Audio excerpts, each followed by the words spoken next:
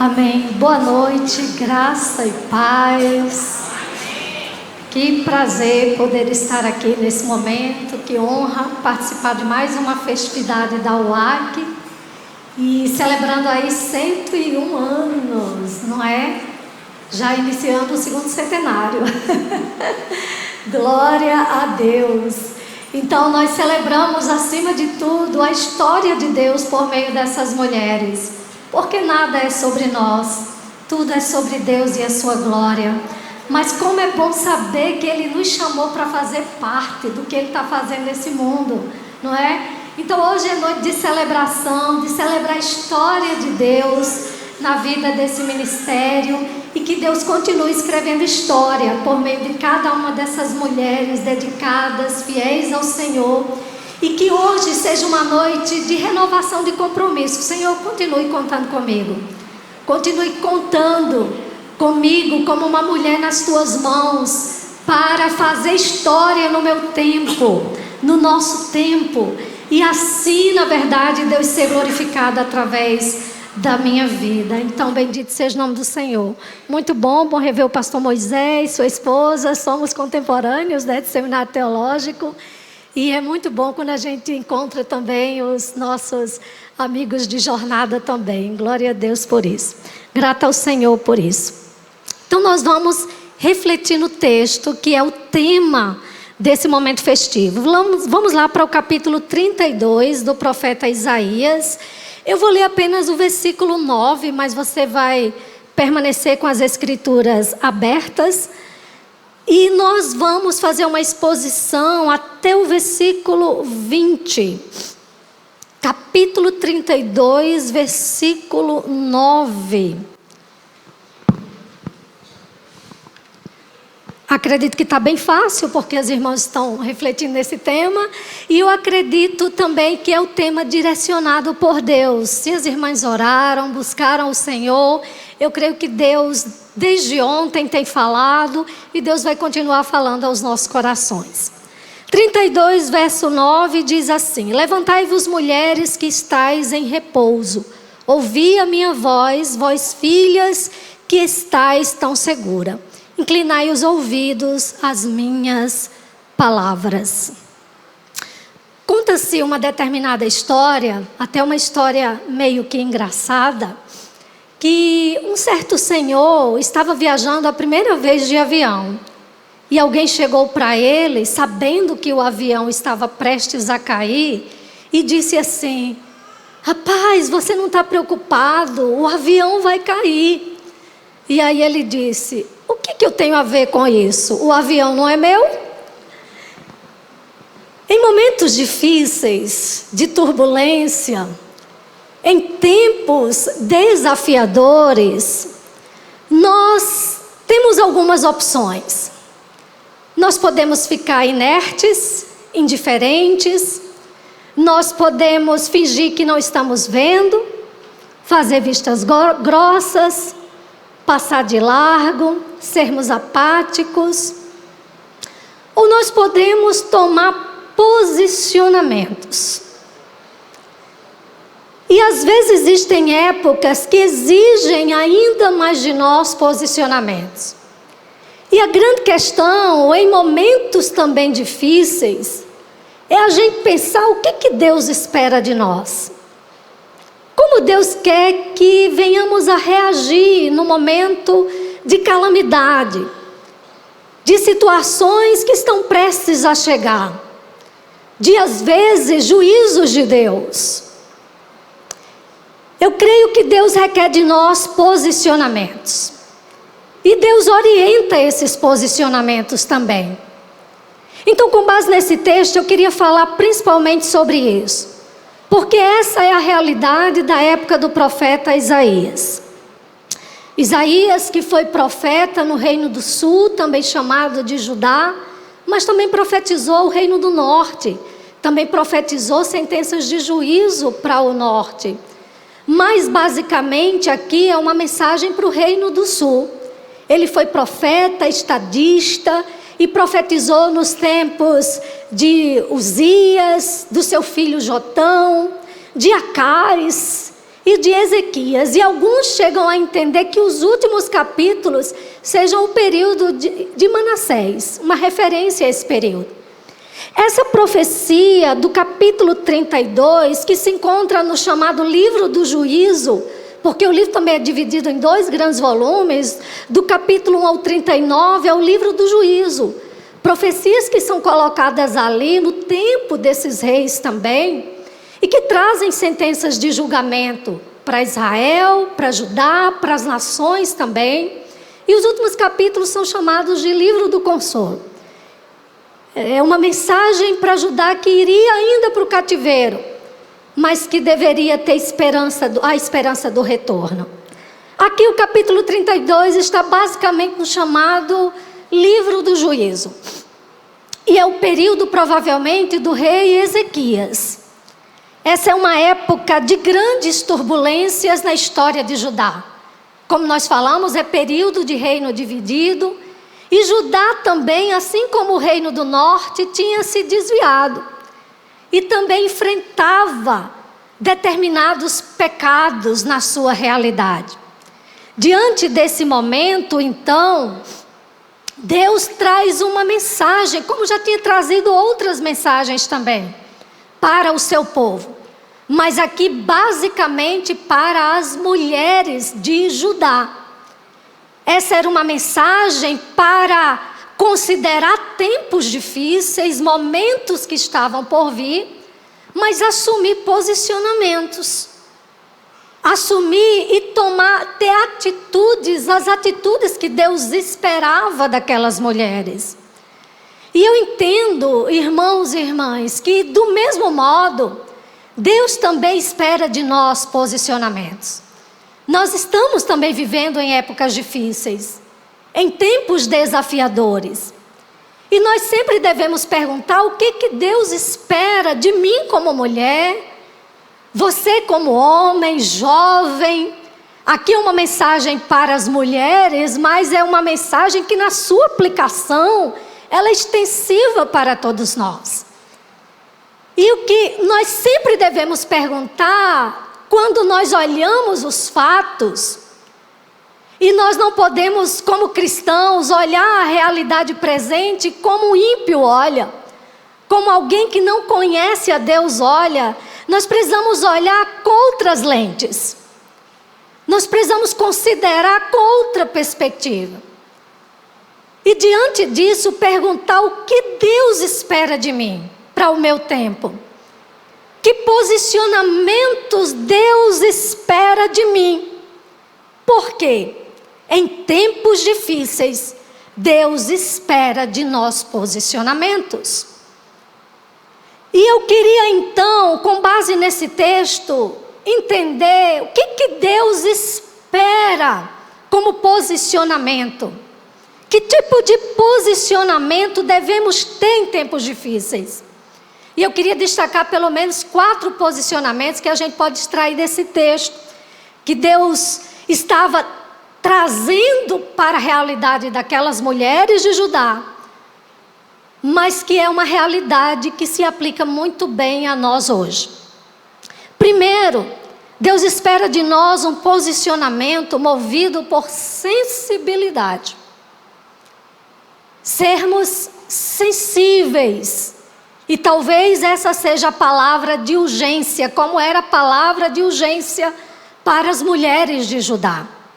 Veja que a mensagem de Isaías trazia para as mulheres esse momento de chamar as mulheres para serem sensíveis ao seu tempo. Uma sensibilidade que gerasse incômodo pela realidade presente. A palavra dizia: levantai-vos, mulheres, vós que estáis tão seguras. E para se levantar, elas precisavam sair da realidade de indiferença, de apatia. Elas precisavam olhar a realidade com sensibilidade para tomar posicionamento naquele momento. Era necessário ser sensível à sua época, ao seu tempo. O que existia nesse momento era justamente essa atitude de total letargia, de insensibilidade àquele momento. Elas estavam vivendo naquela circunstância como se nada fosse acontecer. E Deus então levanta o profeta Isaías para trazer essa mensagem de exortação, para que elas fossem então, assumissem posicionamento, sendo sensíveis diante do seu tempo. Uma sensibilidade que saísse da zona de conforto, de falsa segurança. Ora, diante daquele momento, a calamidade prestes a invadir Judá, as mulheres estavam se achando muito seguras.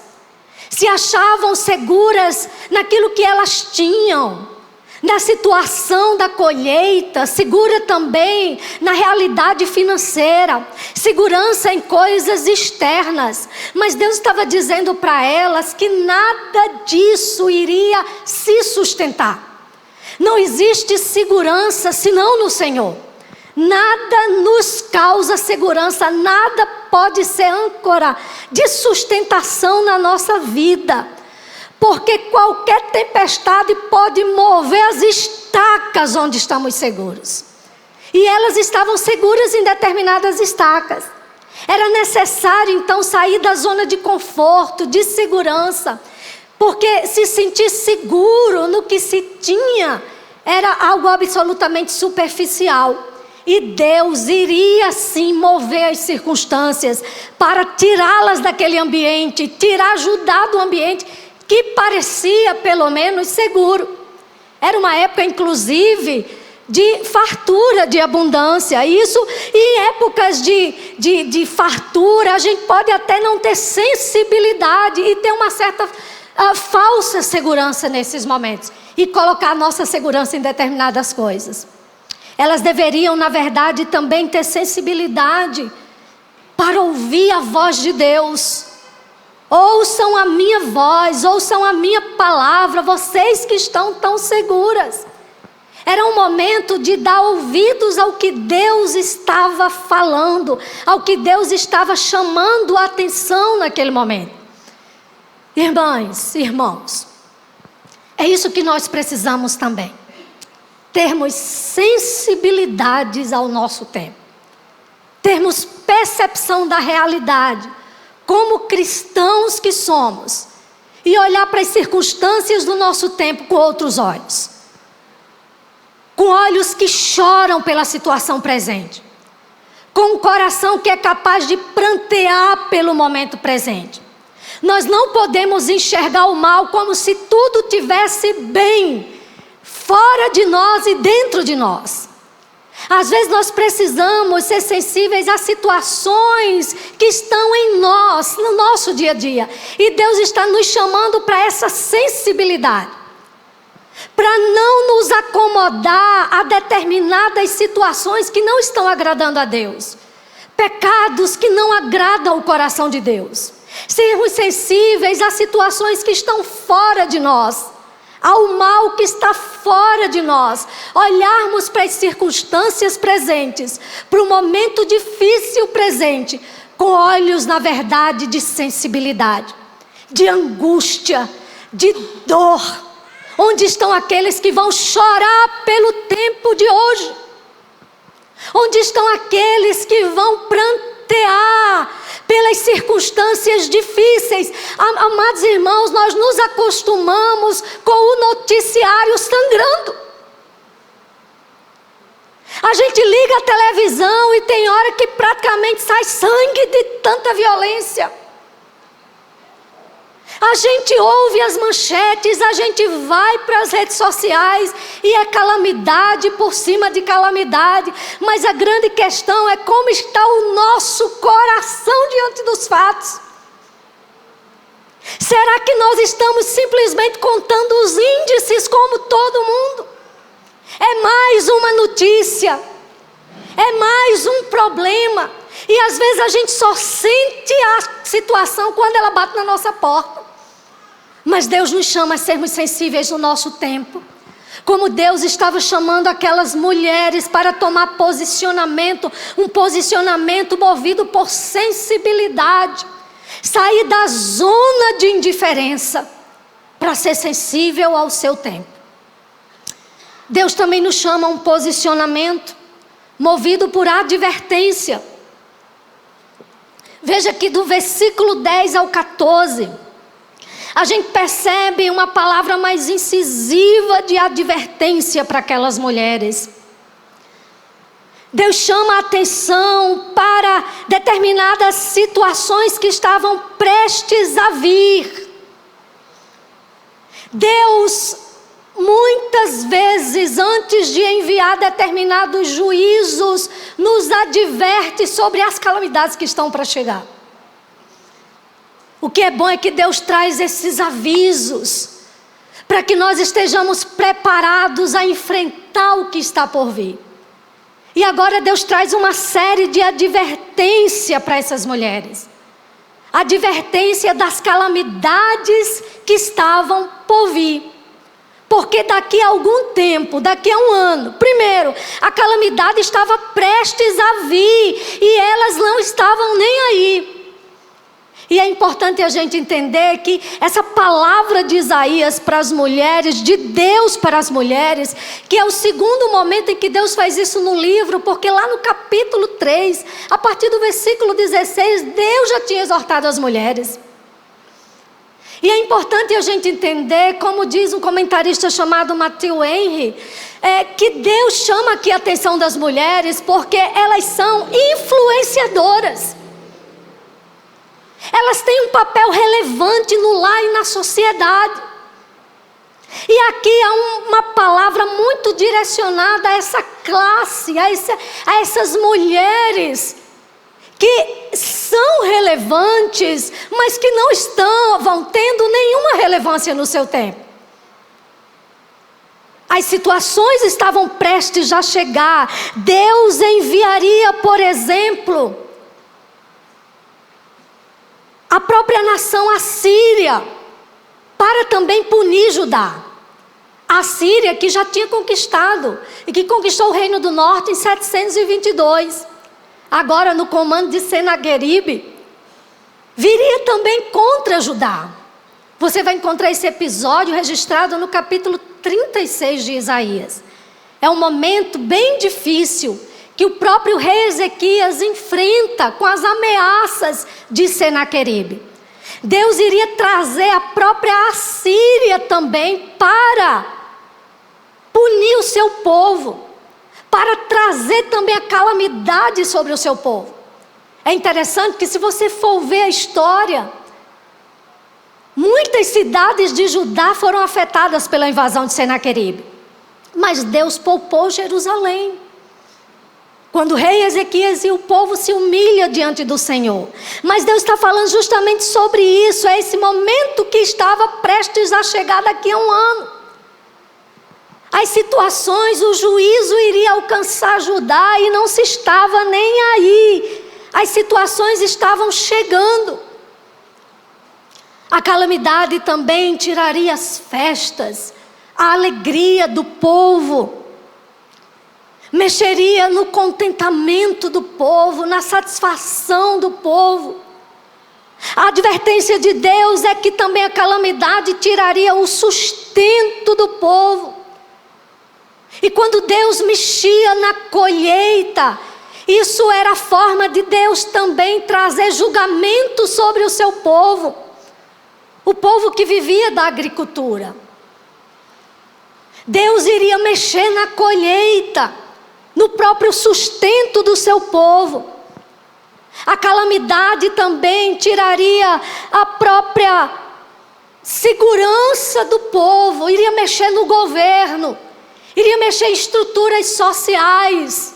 E é interessante que embora o primeiro momento de advertência possa se referir à invasão de Senaqueribe, no segundo momento, o juízo de Deus viria com a invasão da Babilônia, que posteriormente levaria Judá para o cativeiro.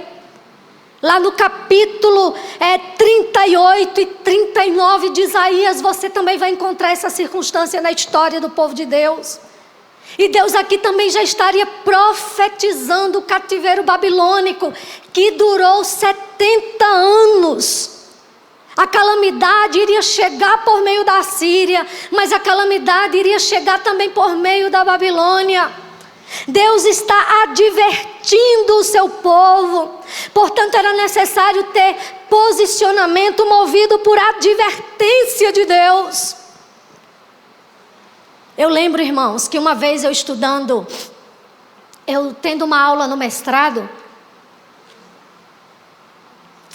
e o meu professor, ele disse assim, uma vez me perguntaram se Deus ameaça o povo dele. Deus não pode ameaçar o povo dele. Aí ele disse, veja quantas ameaças Deus deu ao seu povo lá nas igrejas do Apocalipse. Advertências são isso, irmãos. São ameaças. Advertências são palavras duras, onde Deus nos chama para assumir posicionamentos. Veja que lá no livro de Apocalipse, para a igreja de Éfeso, Deus diz, eu moverei ti do teu lugar. Para a igreja de Pérgamo, Deus promete juízo e pelejar com espada. Para a igreja de Tiatira, Deus promete que vai prostrar na cama, que vai colocá-la em tribulação.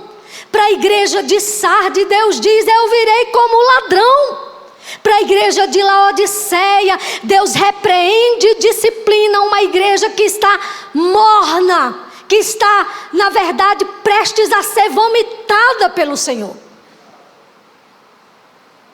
Mas quando Deus adverte, é com o propósito de que nós tomemos posição no momento. Eu não sei quantas pessoas aqui estão passando por momentos de advertência. Deus está chamando a atenção. Deus leva a sério quando Ele puxa a orelha. Às vezes nós é que não levamos a sério as advertências de Deus. Você sabe que às vezes a gente olha como uma mãe, parece que ameaça que vai bater no filho e não bate. Quando Deus adverte o seu povo, Ele está falando seriamente sobre isso, mas é para nos chamar ao conserto, é para nos chamar ao retorno, é para nos chamar à tomada de posição diante de um momento da nossa vida. Será que Deus tem trazido advertências ao seu coração? Pare com isso, é hora de conserto. Se Deus está te chamando, te advertindo, é melhor dar ouvidos quando Deus puxa a orelha. Porque Ele leva muito a sério aquilo que Ele está nos provocando a atender. Muitas vezes a gente está na zona de conforto, dando lugar a determinados erros, a determinadas situações. E Deus está chamando a atenção. Deus está advertindo. Deus está provocando. Deus está usando pessoas. Não vá por aí, não faça isso, pare com isso, porque senão... E nós continuamos insistindo. A advertência faz com que a gente pare e pense, não compensa seguir onde Deus está nos mandando parar. Advertências nos fazem entender que direcionamentos de Deus são melhores do que os nossos. Advertências nos fazem entender de um pai que cuida de filhos e não quer que esses filhos padeçam com a desgraça pior de todas, que é o pecado. Advertência é o modo cuidadoso de Deus ameaçar o seu povo e dizer: retornem antes que seja tarde demais. Voltem, parem agora, é hora de parar de refletir, antes que o pior aconteça. O pior iria acontecer em Judá. Mas muitas vezes Deus nos adverte para evitar que o pior aconteça. Ou a gente vai dar ouvidos à advertência de Deus, que por vezes é muito dura, por vezes dói, mas deixa eu dizer uma coisa, vai doer mais desobedecer. Eu costumo dizer que a obediência tem o seu custo, mas a conta da desobediência é mais alta. Não queira pagar não, porque a desobediência sempre cobra a sua conta. E Deus nos adverte para a gente não receber a fatura da conta do pecado. Dai ouvidos à minha voz. Virão calamidades sobre você. Daqui a um ano, a terra do meu povo virá sobre ela espinheiros, sarças. As casas de alegria serão tiradas, a colheita vai ser tirada. Deus vai mexer em tudo que parecia seguro. Era hora de dar ouvidos à voz dura de um pai que tinha o melhor para o seu povo. Quantos de nós talvez cresceu num lar difícil, cheio de advertências? Aliás, o verdadeiro pai, ele vai sempre advertir o seu filho. Pai que deixa o filho, mãe que deixa o filho entregue a si mesmo, é a pior desgraça. Mas quantos de nós pode olhar para trás e dizer, glória a Deus, porque eu fui advertido? Glória a Deus, porque muitas advertências me tiraram do precipício. Porque muitas advertências fizeram que eu tomasse novos rumos. Um novo programa de vida. Advertências de Deus são palavras graciosas de um pai que se preocupa com seu filho e que não joga o seu filho. Diante do nosso mal, do pecado, de situações nas quais nós nos envolvemos, Deus poderia, eu fico pensando assim, nós poderíamos até, nós éramos merecedores de sermos abandonados. Mas Deus é o pai que está puxando, está trazendo de volta, está dizendo, não vá por aí, não faça isso, o caminho não é esse. Caso contrário, é isso que vai vir sobre vocês. Então veja as advertências de Deus na sua vida agora. Para o que Deus está chamando a sua atenção. Hoje é noite de pensarmos sobre isso também. Em terceiro lugar, Deus esperava também daquelas mulheres um posicionamento movido por quebrantamento. E o versículo 11 vai nos falar sobre isso. Isaías então chama as mulheres para uma atitude de humilhação. Tremei, mulheres que estáis em repouso, turbai-vos, vós que estáis tão segura, despive-vos. Ponde-vos nua e cingi com pano de saco os vossos lombos. Em momentos de humilhação, de contrição, de quebrantamento, esse era o sinal visível de demonstrar isso. Se tirava as vestes normais e se vestia de roupas grosseiras, que demonstravam humilhação, quebrantamento, que demonstravam uma atitude de contrição diante de Deus. E Deus está chamando aquelas mulheres, não era hora de alegria, não era hora de festa, era hora de tristeza, de choro, era hora de se derramar diante de Deus em lágrimas. Era hora de estar diante de Deus em humilhação, com o coração quebrantado. E um coração quebrantado e contrito, Deus não despreza. Não era hora de soberba, não era hora de altivez, era hora de se despir e se vestir de vestes de humilhação. E Deus espera de nós atitudes de quebrantamento. Qual foi a última vez que você esteve diante de Deus quebrantado? Moído, coração moído. Chorou abundantemente, sentindo a sua culpa. Qual foi a última vez que você se humilhou e buscou a Deus em consagração, sentindo a necessidade de estar quebrantado, prostrado diante de Deus. A melhor forma da gente estar de pé, levantado, é estarmos prostrados aos pés dele. Só estaremos de pé se nos prostrarmos diante dele.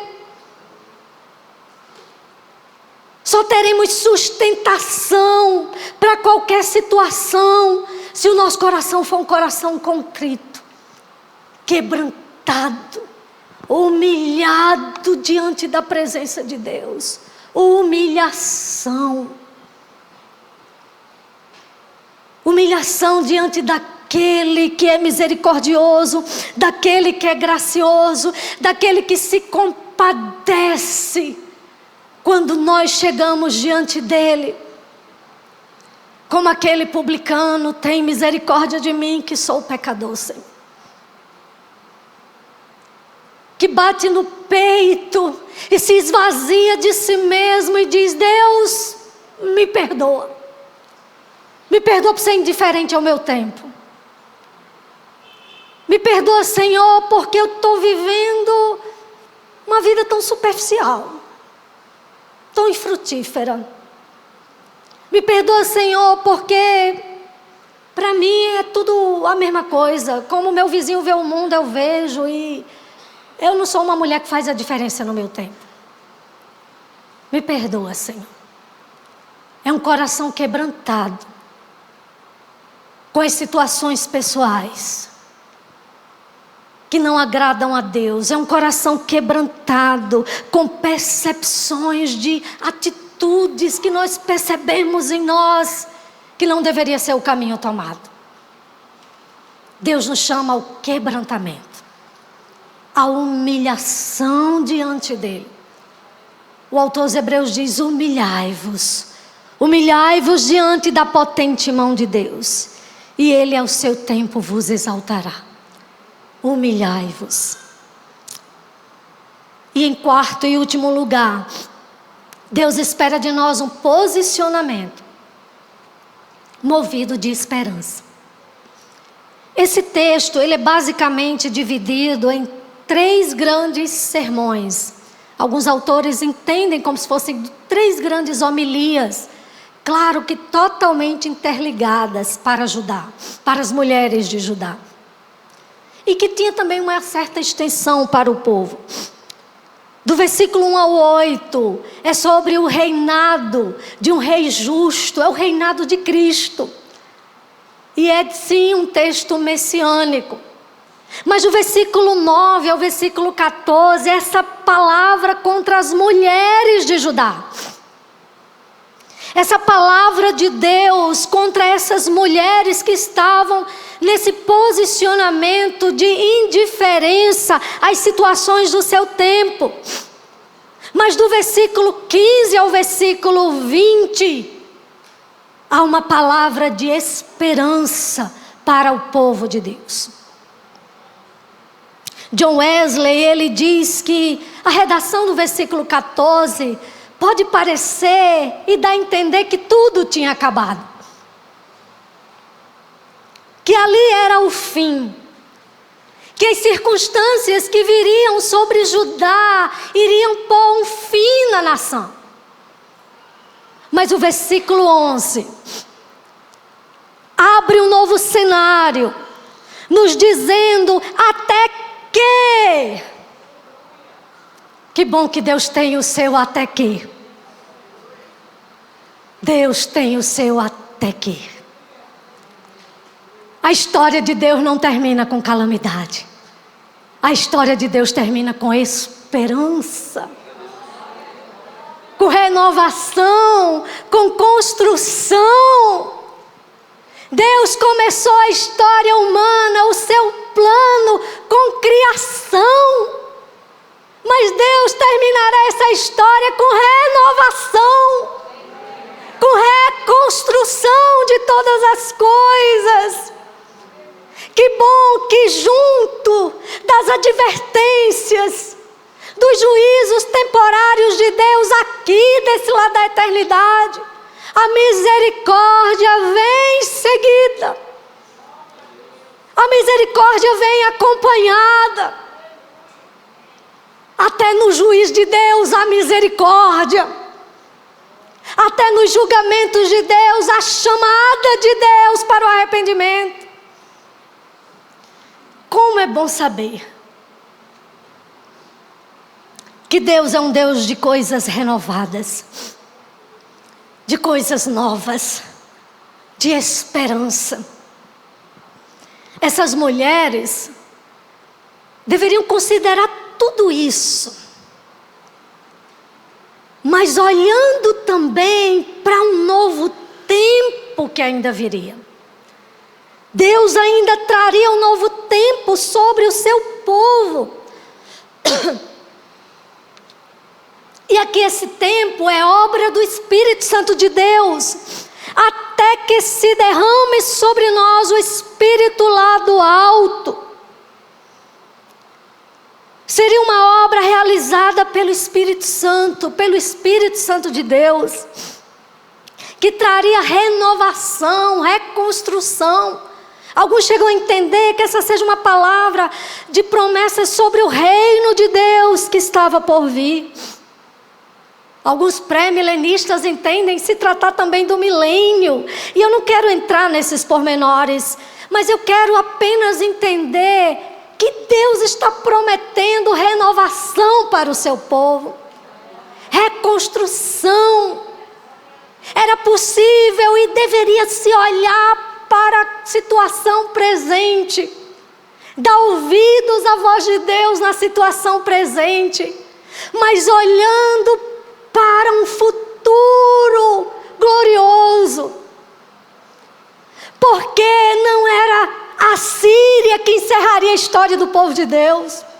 Não era a Babilônia que colocaria o ponto final. Aliás, todas essas nações eram apenas instrumento de disciplina na mão de Deus. Mas a história de Deus continuaria. A história de Deus ainda tinha um capítulo melhor e maior para o seu povo. Deus ainda tinha novas páginas nessa história dele. Deus ainda tinha tempos de esperança, de derramamento de graça. E é interessante que a figura apresentada aqui, até que do alto se derrame, é a figura de uma chuva. De uma chuva torrencial, uma chuva grande. Era uma mudança drástica na situação do povo de Deus. Não era só uma página virada, mas era a virada de página da história. Era a história de Deus que continuava, mas não arrastando a situação presente, mas trazendo situações novas, trazendo situações esperançosas, situações que transformariam o momento da história do seu povo e transformariam para sempre. Veja que o texto vai descrevendo a partir do versículo 15 toda a transformação. A gente pode ver aqui transformações físicas, morais e sociais. Era uma transformação total, absoluta, integral. Porque Deus nos criou como seres integrais. Deus transformaria a realidade física, traria produtividade e abundância. O deserto seria um campo fértil e o campo se tornaria em bosque. A transformação traria julgamento e justiça. E eles seriam tão presentes que eles habitariam no deserto e em campo fértil. Já pensou, irmãos? A gente vive às vezes tão saturado e tão maltratado pela injustiça dos homens. Imagina a justiça de Deus fazer morada. a justiça de Deus habitar permanentemente. Traria também paz, descanso, segurança. É o que o versículo 17 e 19 nos fala. A própria justiça traria essa segurança. E traria descanso para o povo de Deus. Se no primeiro momento a colheita seria afetada, os itens de segurança seriam afetados pelo julgamento de Deus, agora tudo tomaria um novo rumo. E era Deus que transformaria a realidade. Não era a monarquia, não eram os reis, era Deus que transformaria todas as coisas. Estamos em período eleitoral. Não é que não vamos deixar de exercer a nossa cidadania, mas não podemos colocar esperança em homem nenhum. É só Deus que muda tudo. Só Deus muda todas as realidades físicas, sociais e morais. Só Deus é capaz de mudar o coração humano. Deus não é um Deus de propaganda, eu vou fazer isso. Deus é um governante de ação, de mudanças de realidades totais e absolutas. E é isso que Ele está prometendo aqui. Portanto, como é maravilhoso a gente tomar posicionamento movido por esperança, movido pela certeza de dias melhores. Acima de tudo, nós temos a esperança da volta do nosso Senhor. O nosso Senhor vai voltar. Nós temos a maior esperança de todas. É tempo de tomar posição, porque a página da história vai virar para a eternidade.